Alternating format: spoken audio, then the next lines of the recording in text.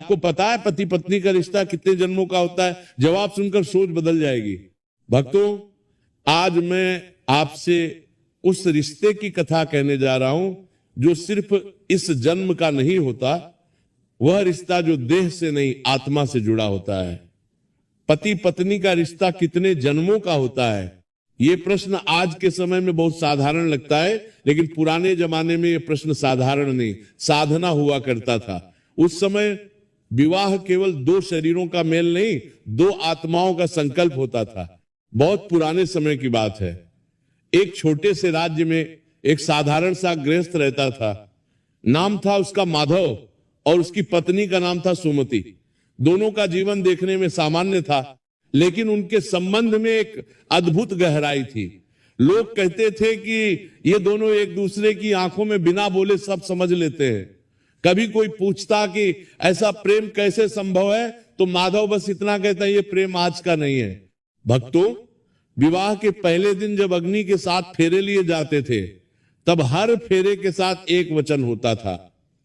पहला वचन केवल इस जन्म का नहीं होता था, वो अगले जन्म तक का होता था। उस युग में माना जाता था कि यदि पति पत्नी ने एक दूसरे का साथ धर्म से निभाया तो उनका बंधन अगले जन्म में भी बना रहता है। माधव और सुमति का जीवन आसान नहीं था। कभी धन की कमी, कभी समाज की परीक्षा, कभी अपनों का विरोध, लेकिन हर संकट में दोनों का विश्वास डगमगाया नहीं। जब माधव हारा, सुमति ने उसे संभाला। जब सुमति टूटी, माधव ने उसे सहारा दिया। भक्तों, यही वह जगह है जहां रिश्ता जन्मों का बनता है। सुविधा में साथ देना आसान है, पर कठिन समय में साथ देना आत्मा का बंधन बना देता है। एक बार राज्य में भयंकर अकाल पड़ा। लोग अपने घर बार छोड़कर चले गए। माधव भी सोच में पड़ गया। घर में अन्न नहीं, भविष्य अनिश्चित। उस रात उसने सुमति से कहा, यदि तुम चाहो तो अपने मायके चली जाओ, मैं तुम्हें रोकूंगा नहीं। सुमति ने मुस्कुराकर उत्तर दिया, जिस जन्म में आपका हाथ थामा है, उसी जन्म में नहीं, हर जन्म में थामूंगी। भूख साथ सह लेंगे, पर साथ नहीं छोड़ेंगे। भक्तों, ये शब्द नहीं थे, ये आत्मा का संकल्प था। वही संकल्प रिश्ते को जन्मों तक बांधता है। समय बीता, अकाल समाप्त हुआ, जीवन फिर पटरी पर आया। लेकिन एक दिन माधव गंभीर रूप से बीमार पड़ गया। वैद्य ने साफ कह दिया कि जीवन की डोर अब कुछ ही समय की है। यह सुनकर सुमति विचलित नहीं हुई। वह हर दिन उसके पास बैठती, सेवा करती, मंत्र जपती। एक रात माधव ने कांपती आवाज में कहा, यदि अगला जन्म हुआ तो क्या तुम मुझे पहचानोगी? सुमति की आंखों से आंसू बहे, पर स्वर अडिग था, यदि आत्मा का स्मरण रहेगा तो पहचान अपने आप हो जाएगी। यदि इस जन्म में प्रेम सच्चा है तो अगले जन्म में मिलन निश्चित है। भक्तों, यही वो क्षण होता है जब कर्म बंधन बनता है। पति पत्नी का रिश्ता केवल सुख दुख साझा करने का नहीं, कर्मों को जोड़ने का होता है। जो साथ जीते हैं वही साथ अगले जन्म की यात्रा भी करते हैं। कुछ समय बाद माधव ने देह त्याग दी। सुमति ने विलाप नहीं किया, उसने मौन धारण किया। लोग आश्चर्य करते थे कि इतना प्रेम और फिर भी इतना संयम, लेकिन सुमति जानती थी कि यह विदाई अंतिम नहीं है। कई वर्षों बाद सुमति भी संसार से विदा हुई। भक्तों, कथा यहां समाप्त नहीं होती, यही से असली रहस्य शुरू होता है। कहते हैं अगले जन्म में एक ही नगर में दो बालक जन्मे, एक व्यापारी के घर और दूसरा साधारण किसान के घर। दोनों अलग अलग परिस्थितियों में पले, लेकिन जब पहली बार उनकी दृष्टि मिली तो दोनों के हृदय कांप उठे। बिना कारण, बिना परिचय, आंखों में आंसू आ गए। वे समझ नहीं पाए कि यह आकर्षण क्यों है, यह अपनापन कहां से आया। भक्तों, यही वो संकेत है कि आत्माएं एक दूसरे को पहचान लेती हैं, भले ही बुद्धि भूल जाए। समय के साथ उनका मिलना जुलना बढ़ा, विचार मिलते थे, संस्कार मिलते थे, मौन भी बोलने लगता था। किसी ने सही कहा है, जो रिश्ता कई जन्मों का होता है उसमें शब्दों की आवश्यकता कम पड़ती है। लेकिन क्या इस जन्म में भी उनका मिलन विवाह में बदलेगा? क्या पुराने कर्म उनका साथ देंगे या कोई नया परीक्षा आएगी? क्या हर जन्म में पति पत्नी का रिश्ता वैसे ही निभ पाता है जैसा पिछले जन्म में निभाया था? क्योंकि रिश्ते जब जन्मों के होते हैं तो हर जन्म में उनकी अग्नि परीक्षा भी होती है। पिछले जन्म के बंधन से जुड़े हुए दोनों बालक अब युवा हो चुके थे। एक का नाम इस जन्म में देवदत्त था और दूसरी का नाम कमला। दोनों की परवरिश अलग अलग परिवेश में हुई, संस्कार अलग थे, जीवन की परिस्थितियां भी भिन्न थीं। फिर भी जब वे आमने सामने आते तो मन अनायास शांत हो जाता। ऐसा लगता मानो कोई अधूरी बात है जो शब्दों से नहीं मौन से पूरी होती है। देवदत्त कई बार सोचता, मैं इससे पहले जानता हूं क्या आपको? कमला भी मन ही मन कहती, ये चेहरा नया है पर अनुभूति बहुत पुरानी। भक्तों, यही तो आत्मा की स्मृति होती है। देह बदल जाती है, नाम बदल जाते हैं, लेकिन संस्कार नहीं बदलते। समय बीतता गया, नगर में उनके प्रेम की चर्चा होने लगी, परंतु इस जन्म में कर्मों ने एक नई परीक्षा रखी थी। कमला के लिए एक समृद्ध परिवार से विवाह का प्रस्ताव आया। परिवार ने उसे स्वीकार भी कर लिया। धन, प्रतिष्ठा, सुविधा सब कुछ था, लेकिन आत्मा मौन थी। कमला ने मां से कहा, मां सब ठीक है पर मन कहीं और अटका है।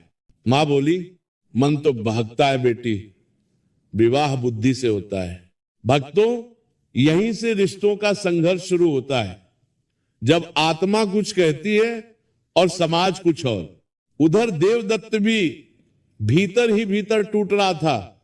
उसने कभी प्रेम का प्रस्ताव नहीं रखा, कभी अधिकार नहीं जताया, क्योंकि पिछले जन्म का संस्कार उसे यह सिखा गया था कि सच्चा प्रेम बांधता नहीं, मुक्त करता है। एक रात देवदत्त मंदिर गया। दीपक के सामने बैठकर उसने प्रार्थना की, यदि यह रिश्ता मेरे कर्मों में है तो इसे स्वयं जोड़ देना, और यदि नहीं है तो मुझे इसे स्वीकार करने की शक्ति देना। भक्तों, यही प्रार्थना रिश्ते को जन्मों तक पवित्र बनाती है। विवाह की तिथि निश्चित हो गई। कमला के हृदय में भारीपन था, वह हंसती थी पर भीतर से सूनी थी। विवाह से एक दिन पहले वह नदी किनारे गई, वहीं उसे देवदत्त मिला। दोनों बहुत देर तक मौन रहे। अंत में कमला बोली, पता नहीं क्यों पर लगता है जैसे तुम्हें छोड़कर जा रही हूं, जबकि कभी पाया ही नहीं। देवदत्त ने शांत स्वर में कहा, जो पाया न हो वही तो सबसे गहरा होता है। भक्तों, कुछ रिश्ते मिलकर नहीं समझकर पूरे होते। विवाह हुआ, कमला नए घर चली गई, देवदत्त ने नगर छोड़ दिया। देखने वालों को लगा कहानी समाप्त हो गई, लेकिन भक्तों, जन्मों के रिश्ते ऐसे समाप्त नहीं होते। विवाह के कुछ वर्षों बाद कमला का जीवन कठिन हो गया। पति अच्छा था पर आत्मिक सामंजस्य नहीं था। कर्तव्य निभ रहा था पर आत्मा तृप्त नहीं थी। वह सब कुछ होते हुए भी अधूरी थी। एक दिन पति ने उससे कहा, तुम हमेशा कहीं और खोई रहती हो। कमला ने उत्तर नहीं दिया, क्योंकि उत्तर शब्दों में नहीं था। भक्तों, ये बहुत बड़ा सत्य है। जहां आत्मा का मेल न हो वहां संसार का हर सुख भी फीका लगता है। इधर देवदत्त ने सन्यास का मार्ग चुन लिया। वह वन में रहने लगा। ध्यान, सेवा और साधना उसका जीवन बन गई। वर्षों बाद एक दिन तीर्थयात्रियों का एक समूह वहां पहुंचा। उसी समूह में कमला भी थी। जैसे ही दोनों की दृष्टि मिली, समय ठहर गया। न कोई प्रश्न, न कोई उत्तर। आंखों से आंसू बहे, लेकिन चेहरों पर शांति थी। कमला ने कांपती आवाज में कहा, अब समझ आया हम क्यों अधूरे थे। देवदत्त बोला, हम कभी अलग थे ही नहीं, बस अलग अलग भूमिकाएं निभा रहे थे। भक्तों, यही कर्म का विधान है। हर जन्म में आत्माएं मिले ये आवश्यक नहीं। कभी कभी मिलना इसीलिए होता है ताकि अधूरे संस्कार पूरे हो सके। कमला ने उसी क्षण निर्णय लिया। उसने गृहस्थ जीवन की सारी जिम्मेदारियां पूर्ण कर चुकी थी। पति की अनुमति से वह सेवा और साधना के मार्ग पर चल पड़ी। देवदत्त और कमला एक ही आश्रम में रहने लगे, पर उनका रिश्ता अब पति पत्नी का नहीं, आत्मा आत्मा का था। भक्तों, ये सबसे ऊंचा रूप है रिश्ते का, जहां अधिकार नहीं, अपेक्षा नहीं, केवल स्वीकार है। वृद्धावस्था में एक दिन कमला ने देवदत्त से पूछा, क्या अगले जन्म में हम फिर मिलेंगे? देवदत्त मुस्कुराया, यदि अभी कोई अधूरापन शेष रहा तो अवश्य, और यदि प्रेम पूर्ण हो गया तो शायद मिलन की आवश्यकता ही न रहे। भक्तों, यही उत्तर है उस प्रश्न का, पति पत्नी का रिश्ता कितने जन्मों का होता है? जितने जन्मों तक अहंकार रहता है, अपेक्षा रहती है, अधूरापन रहता है, और जिस जन्म में प्रेम शुद्ध हो जाए वही अंतिम जन्म होता है उस रिश्ते का। भक्तों, देवदत्त और कमला अब आश्रम में थे, न पति पत्नी न प्रेमी प्रेमिका, केवल दो आत्माएं, शांत स्थिर और जागरूक। एक दिन आश्रम में एक वृद्ध साधु आए, उनके चेहरे पर वर्षों की तपस्या की आभा थी। उन्होंने दोनों को देखा और मुस्कुरा दिए, फिर बोले, तुम दोनों एक दूसरे से भागे नहीं, तुम दोनों एक दूसरे को पूरा कर चुके हो। कमला ने हाथ जोड़कर पूछा, महाराज, क्या हर पति पत्नी का रिश्ता भी ऐसा ही होता है? साधु गंभीर हो गए, उन्होंने कहा, नहीं बेटी, हर विवाह जन्मों का नहीं होता, लेकिन हर विवाह कर्मों का होता है। भक्तों, यही वाक्य आज के प्रवचन की आत्मा है। साधु बोले, पिछले जन्मों में जो अधूरा रह जाता है वही इस जन्म में पति पत्नी बनकर आता है, कभी कर्ज बनकर, कभी परीक्षा बनकर, कभी सेवा बनकर और कभी साधना बनकर। भक्तों, इसलिए कई बार ऐसा होता है कि बिना प्रेम के भी विवाह चलता है और बहुत प्रेम के बाद भी विवाह टूट जाता है, क्योंकि वह प्रेम नहीं, कर्म प्रधान होता है। एक शिष्य ने पूछा, महाराज, यदि पति पत्नी में रोज झगड़े हो तो क्या वह भी जन्मों का रिश्ता है?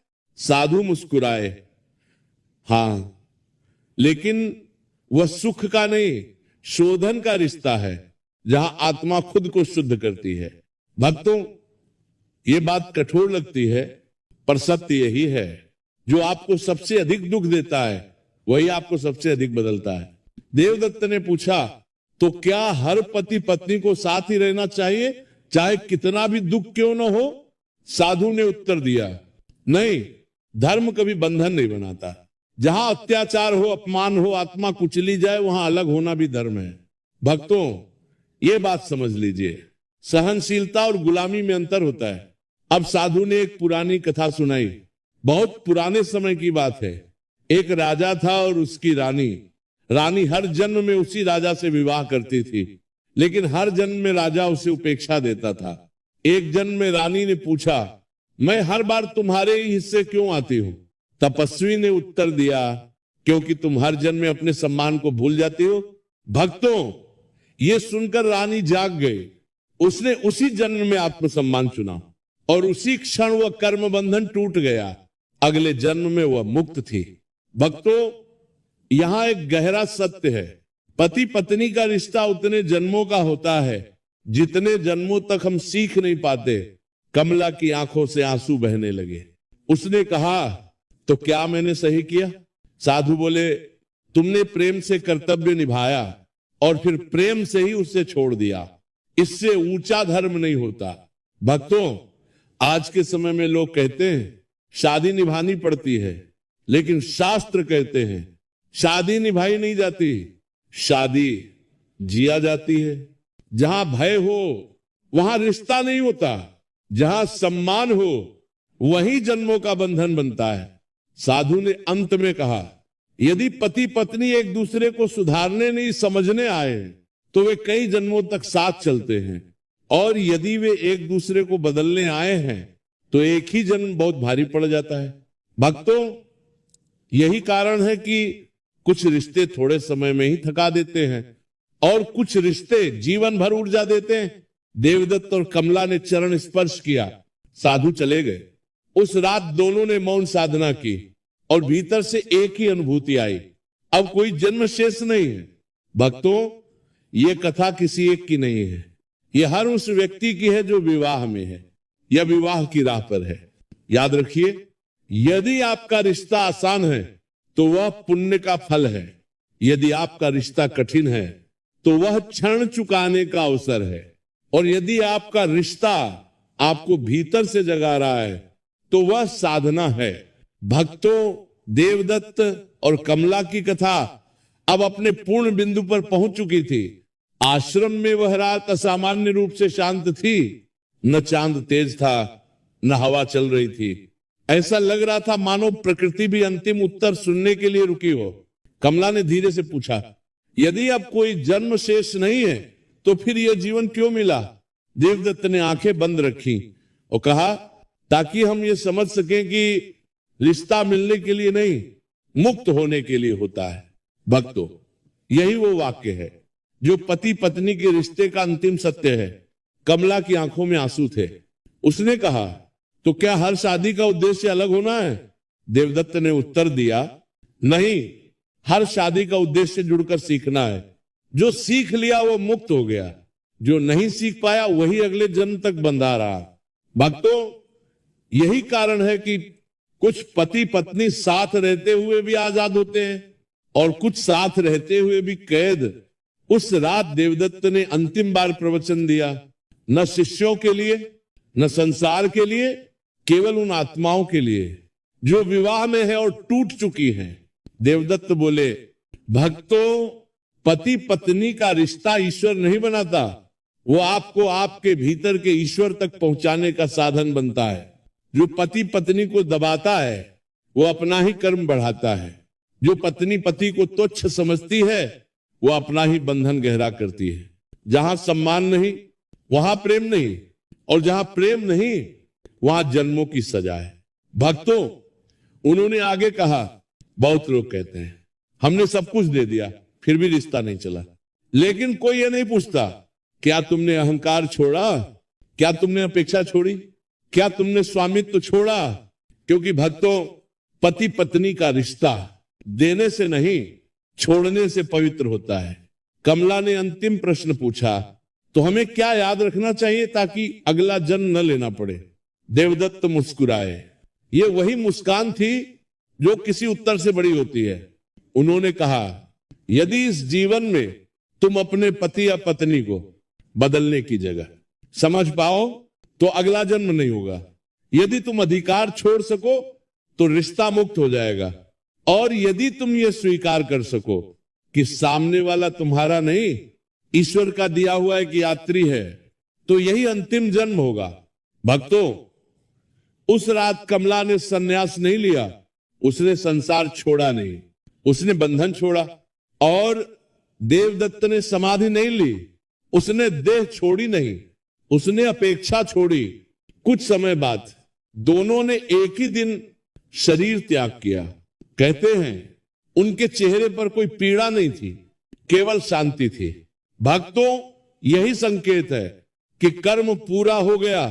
अब मैं आपसे सीधे बात करता हूं भक्तों, यदि आप शादीशुदा हैं तो ये मत पूछिए ये रिश्ता कितने जन्मों का है, ये पूछिए क्या मैं सम्मान दे रहा हूं, क्या मैं सुन रहा हूं, क्या मैं समझ रहा हूं। क्योंकि यदि आप सही जी रहे हैं तो एक जन्म ही पर्याप्त है, और यदि आप गलत जी रहे हैं तो 1000 जन्म भी कम पड़ेंगे। भक्तों, याद रखिए, पति पत्नी का रिश्ता बंधन नहीं, परीक्षा नहीं, सजा नहीं, वह एक अवसर है अपने भीतर के अहंकार को जलाने का। जो इस अग्नि में शांत रह गया वही मुक्त हुआ, और जो इसी अग्नि में दूसरे को जलाता रहा वही बार बार जन्म लेता रहा। प्रिय दर्शक बंधु, कथा समाप्त होने